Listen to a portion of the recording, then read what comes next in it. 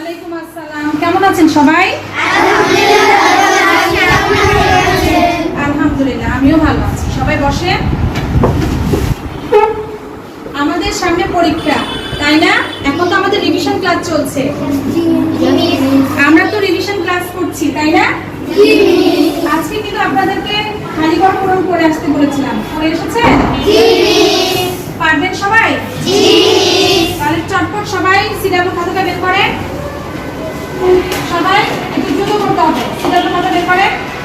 বের করে উপরে সিলেবাস তারিখটা লিখে ফেলেন। আজকে তারিখটা লিখে ফেলেন। লিখে ঠিক আছে। এখন সবাই বোর্ডের দিকে তাকান। আমরা এখন বোর্ডে খালিঘর পূরণ করব।